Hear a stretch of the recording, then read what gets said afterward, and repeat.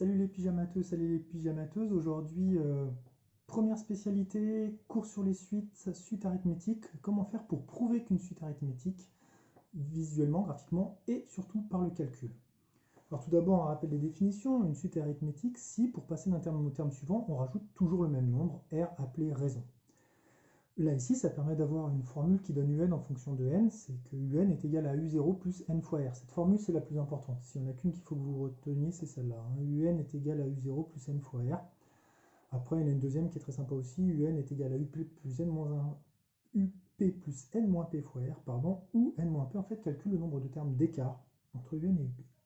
Alors du coup, comment faire pour prouver qu'une suite est arithmétique? Eh bien, pour prouver qu'une suite est arithmétique, il faut qu'on montre que le prochain terme est toujours égal au terme actuel plus le même nombre appelé raison.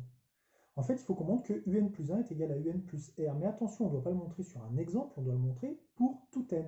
Ça doit toujours être vrai, pour tout entier naturel. Et du coup, ça pose un souci. C'est qu'on ne peut pas prendre un exemple avec U16 et U17, et puis après avec U32 et U33, et voir qu'on a le même écart. Non, non, l'écart doit être constant. Il faut que UN plus 1 moins UN soit toujours égal à R pour tout n. Comment est-ce que ça marche dans un exercice? Eh bien, si vous prenez la suite UN, telle que U0 est égal à n et UN plus 1 est égal à 10 UN sur 10 plus UN, vous pouvez calculer les termes U1, U2, U3. On trouve que U1 est égal à 10 tiers, que U2 est égal à 10 quarts, que U3 est égal à 10 cinquièmes. En fait, 10 cinquièmes, c'est 2. Là, ici, ça suffit pour prouver que la suite n'est pas arithmétique. Pourquoi? Parce que dès le départ, quelque chose cloche. L'écart entre U0 et U1 se calcule en faisant U1 moins U0, et on trouve moins 5 tiers. L'écart entre U2 et U1, lui, enfin entre U1 et U2, pardon, se calcule en faisant U2 moins U1. L'écart entre U1 et U2, c'est moins 5 sixièmes. On voit que l'écart entre les deux premiers termes, moins 5 tiers, n'est pas le même que l'écart entre le deuxième et le troisième, moins 5 sixièmes. L'écart n'est pas constant, l'écart entre deux termes consécutifs n'est pas toujours le même, donc la suite n'est pas arithmétique. Ça, en maths, ça s'appelle un contre-exemple. C'est quelque chose qui sert à montrer qu'une propriété n'est pas valide. Ça ne marche pas, on voit dès le départ que la suite U flanche, elle n'est pas arithmétique. En revanche, on nous parle d'une autre suite, la suite V. La suite V se construit à partir de la suite U, la suite V c'est 5 sur Vn, pardon, c'est 5 sur Un. Et là, ici, il faut qu'on montre que cette suite V, en revanche, serait arithmétique. Comment faire? Eh bien, il faut qu'on montre que Vn plus 1 moins Vn est toujours égal à la même chose. Pas sur un exemple, toujours. Du coup, on calcule Vn plus 1, et ça, on l'a déjà fait dans le chapitre précédent. Il faut prendre la formule de Vn et remplacer n par n plus 1. Si Vn c'est 5 sur Un, Vn plus 1 c'est 5 sur Un plus 1. On remplace, on calcule, on a un dénominateur qui est 10 UN sur 10 plus UN, on dit que divisé par une fraction c'est pareil que multiplié par son inverse, hop, on développe le 5 qui est en multiplication devant toute la fraction, 5 fois 10, 50, 5 fois UN, 5 UN. On se retrouve avec 50 plus 5 UN au numérateur et 10 UN au dénominateur. Ensuite, il faut qu'on calcule l'écart entre Vn plus 1 et Vn, l'écart entre deux termes consécutifs. Et on doit trouver un nombre constant, les n doivent disparaître. On a déjà fait des calculs avec cet écart Vn plus 1 moins Vn dans le chapitre précédent pour montrer qu'une suite était croissante ou décroissante. Si Vn plus 1 moins Vn était positif, la suite était croissante. C'est la même idée, c'est-à-dire que Vn plus 1, on vient de le calculer, on l'utilise, et Vn surtout, on ne le modifie pas. L'idée c'est d'avoir le moins d'inconnus possible, une seule, si possible, là ici, Un. Donc Vn plus 1, on le remplace par la fraction qu'on vient de trouver, 50 plus 5 UN divisé par 10 UN, et Vn c'est 5 sur UN. On met au même dénominateur, on effectue cette fraction, et on trouve 5 UN sur 10 UN. Ça simplifie, les UN s'en vont. Ça nous laisse 5 sur 10, c'est-à-dire 1 demi. Ça veut dire que Vn plus 1 moins Vn, quel que soit n, est toujours égal à 1 demi. L'écart entre deux termes consécutifs de la suite V est constant. La suite V est donc arithmétique, et cet écart, c'est la raison. Vn plus 1 est toujours égal à V plus 1,5, puisque Vn plus 1 moins Vn est toujours égal à 1 demi. Du coup, puisque Vn est une suite arithmétique, eh bien je sais que Vn est égal à V0 plus n fois R. Ça, c'est la formule dont je vous ai parlé tout au début qui sert à calculer n'importe quel terme de la suite arithmétique. C'est la formule la plus importante. Vn égale V0 plus n fois R. V0, c'est 5 sur U0, puisque Vn est toujours égal à 5 sur Un. Et du coup, Vn, c'est V0, 1 plus n fois R, n fois 1 demi. 1 plus 1 demi de n. Maintenant que je connais Vn, eh bien, je vais pouvoir retrouver Un. Oui, parce que si Vn est égal à 5 sur Un, ça veut dire que Un est lui aussi égal à 5 sur Vn. On multiplie par un des deux côtés et ensuite on divise par Vn. Un est égal à 5 sur Vn et donc Un est égal à 5 sur la formule rose qu'on vient de trouver. 1 plus 1 demi fois n. Ça me permet de calculer n'importe quel terme de la suite U. Si je veux calculer U17, j'ai juste à remplacer n par 17.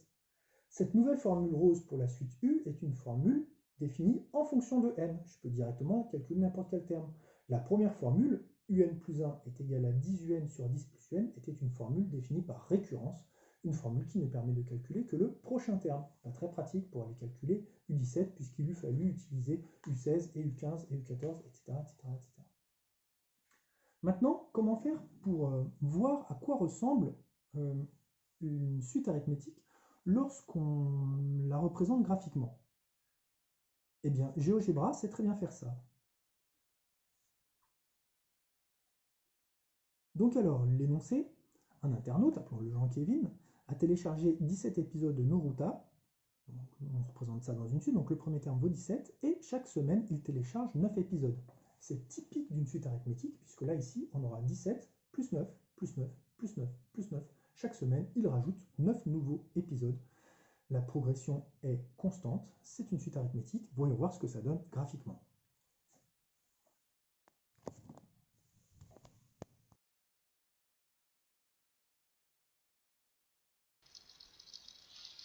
Alors, Jean-Kévin a téléchargé des films et on nous demande de représenter ça graphiquement. Ça suit une suite arithmétique de premier terme 17 et de raison 9.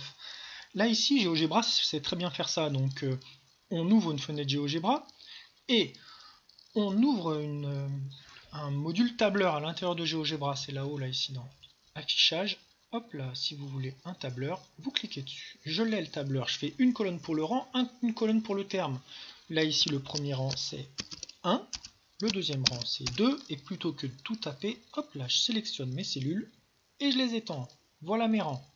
On prend 2 cellules et on étend avec le petit carré ici. Le premier terme vaut 9. Non, pardon, excusez-moi, le premier terme vaut 17. 9, c'est la raison. À chaque fois, on va rajouter 9. Donc là, ici, en cellule B3, on peut soit marquer 17 plus 9, mais c'est pas très malin. Il vaut mieux marquer B2 plus 9. Pourquoi? Parce que dans ce cas-là, GeoGebra comprend que on prend la cellule du dessus et on rajoute 9. Et ça, on peut l'étendre. GeoGebra sait faire. Si je clique ici, il a compris qu'en cellule B6, c'était la cellule du dessus B5 plus 9. Une fois qu'on a fait ça, on met toutes nos cellules en brillance, on les sélectionne, clic droit, et on lui dit de créer une liste de points. Il nous crée une liste de points qui correspondent au terme de la suite. La abscisse, c'est pour le rang, l'ordonnée, c'est pour l'image. Les points sont représentés ici, mais on ne les voit pas parce que les axes ne sont pas bien gradués. On a juste là ici à faire un petit clic droit et changer nos axes en lui disant, hop là, que l'on veut qu'il nous réduise les coordonnées, et voilà nos points qui apparaissent. Points qui sont là ici, alignés. Comment faire pour en être sûr? On crée une droite qui passe par le dernier et par le premier, et quand on zoome, on s'aperçoit que cette droite passe par tous les autres points aussi. Tous les points sont alignés ici. C'est propre aux suites arithmétiques, c'est ce qu'on appelle une croissance linéaire. Les points sont alignés.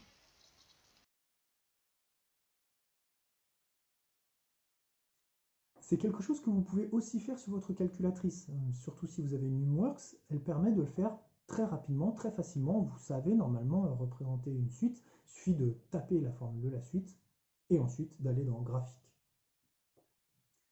Avant de terminer et pour préparer la prochaine leçon, je voudrais vous parler du professeur de mathématiques le moins chanceux du monde, ce qui, contrairement à ce qu'on pourrait croire, n'est pas moi. Non, le professeur de mathématiques le moins chanceux du monde, il faut revenir plus de 200 ans en arrière.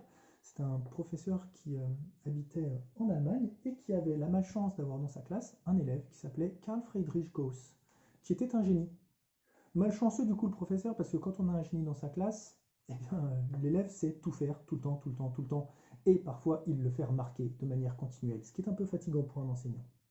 Du coup, le professeur de Gauss a eu une idée. Il a voulu le confiner au fond de la salle. Et pour le confiner longuement au fond de la salle, il lui a dit calcule-moi 1 plus 2 plus 3 plus 4 plus 5, etc., etc., etc., etc., plus 47, plus 48, plus 49, plus 50. Calcule-moi la somme des 50 premiers entiers positifs.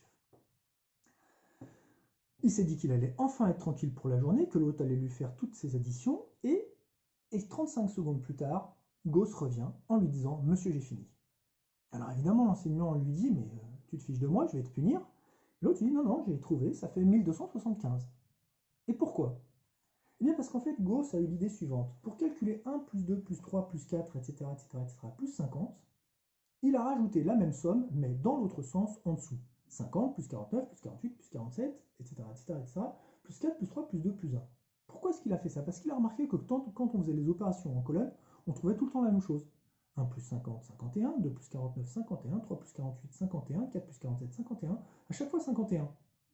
Et du coup, il avait systématiquement le même nombre. 51, 51, 51, combien de fois? Eh bien 50 fois, puisque dans sa première ligne, il avait 50 entiers. Donc le résultat faisait 50 fois 51, ce qui fait 2550. Oui, mais voilà, il avait fait la somme dans les deux sens, en partant de 1 jusqu'à 50, puis en rajoutant de 50 jusqu'à 1. Quand il trouve 2550, il a fait sa somme deux fois. Donc la vraie somme, c'est la moitié de 2550, c'est 1275. Gauss avait raison, et le professeur de maths a dû être extrêmement ravi d'apprendre ça.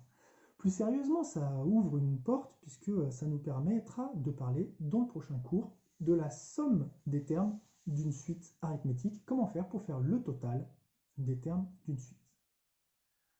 Bien, j'espère que vous avez la forme.